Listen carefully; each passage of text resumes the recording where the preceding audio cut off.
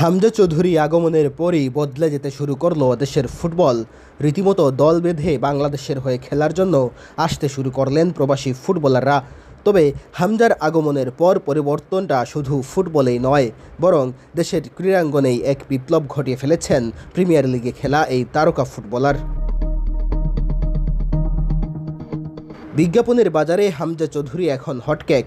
ছোট বড় সব প্রতিষ্ঠান এখন ছুটছে তার পিছে, অথচ একসময় দেশের কোনো প্রতিষ্ঠানই ফুটবলারদের প্রতি কোনো আগ্রহ দেখাতো না। বিজ্ঞাপনের বাজারে একক আধিপত্য ছিল ক্রিকেটারদের। সাকিব তামিমরা ছিলেন বিজ্ঞাপনের বাজারে সবচেয়ে বড় নাম।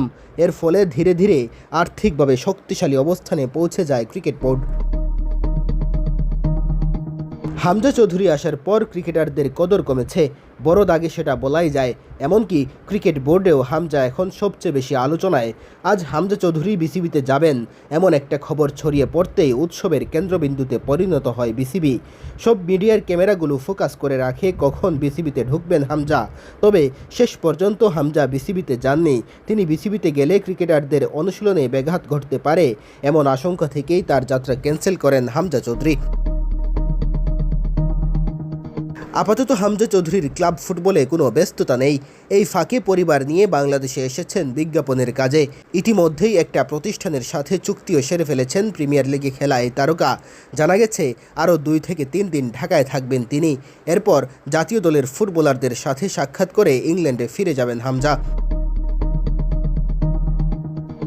হামজার এই ব্যস্ততার মাঝে একটা বিষয় অবশ্য স্পষ্ট, যে ফুটবল থেকে একসময় মুখ ফিরিয়ে নিয়েছিল সবাই, সেই মৃতপ্রায় ফুটবলের উত্থানের ত্রাতা হয়ে এসেছেন তিনি।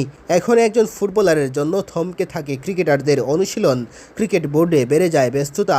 এই দিনটি দেখার জন্যই বোধহয় হামজা চৌধুরী বাংলাদেশের হয়ে খেলার জন্য কঠিন এক সিদ্ধান্ত নিয়েছিলেন। বিজ্ঞাপনের বাজার থেকে ক্যামেরার ফোকাস একসময় পুরোটা জুড়ে ছিল শুধু ক্রিকেটাররা, আর এখন সবটাই কেড়ে নিয়েছেন এক হামজা চৌধুরী। তাই তো বলাই যায়, হামজার আগমনে শুধু ক্রিকেটারদের কদরই কমেনি, বরং ক্রিকেটার এবং ক্রিকেট বোর্ডও এখন হামজা চৌধুরীর ভক্ত হয়ে গেছে।